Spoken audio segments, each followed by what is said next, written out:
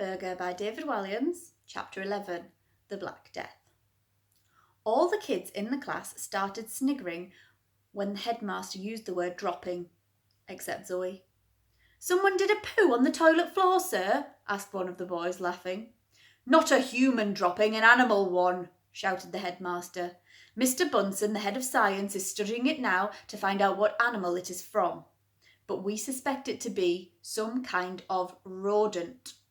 Armitage wriggled and Zoe gulped. A rogue dropping must have plopped out unnoticed onto the toilet floor. "Stay very, very still, Armitage," thought Zoe. Unfortunately, Armitage was not a mind reader.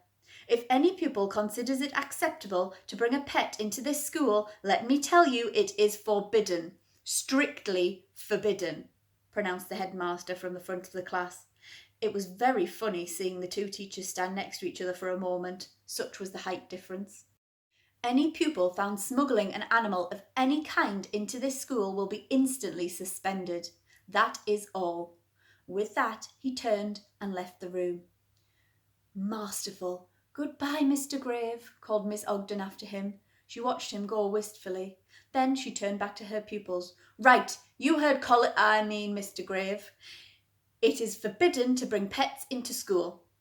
The kids all looked round at each other and started whispering. "Bring a pet into school?" Zoe could hear them asking each other. Who would be so stupid? Zoe sat as still as she could, staring forwards in silence. "Silence!" snarled Miss Ogden, and there was silence. "It is not the opportunity to talk. Now, let's get back to the lesson, the Black Death." She underlined the 3 words on the board. "So, how did the incredibly deadly disease travel all the way from China to Europe? Anybody?" asked the teacher without turning round. She was one of those teachers who asked questions but didn't wait for answers. So, a millisecond after posing the question, she herself answered it. "Nobody? Rats brought the fatal disease. Rats on board merchant ships." Zoe couldn't feel Armitage squirming round anymore and breathed a sigh of relief. He must have gone to sleep. "But it wasn't the rats' fault, was it?" blurted out Zoe, without putting her hand up. She couldn't believe her little friend's great-great-great-great-great-great-great-great-grandparents could be responsible for such incredible suffering. Armitage was far too sweet to her to soar. Miss Ogden spun round on her heels, which, despite being high, still didn't make her even of medium height. "Did you speak, child?" she whispered, as if she was a witch incanting a spell. Yes, sputtered Zoe, now beginning to wish she had kept her mouth shut after all. "Forgive me, but I just wanted to say, Miss Ogden, that you shouldn't really blame the rats for this terrible disease. It wasn't their fault. It was the fleas catching a free ride on their backs that are really to blame." All the kids in the class were now looking at Zoe in disbelief.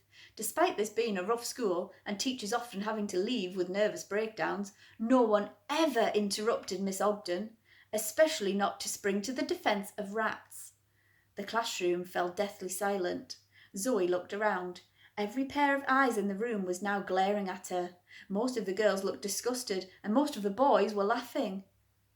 Then, suddenly, Zoe felt like she had a tremendous itchy itch on her head. Quite the itchiest itchy itch that she had ever itched. It was, in a word, itch-tastic. "What on earth is that?" she wondered. "Zoe," sneered Miss Ogden, now staring intently at exactly the place where Zoe had a patch on her head. "Yeah, miss?" asked Zoe, perfectly innocently. "You have a rat on your head."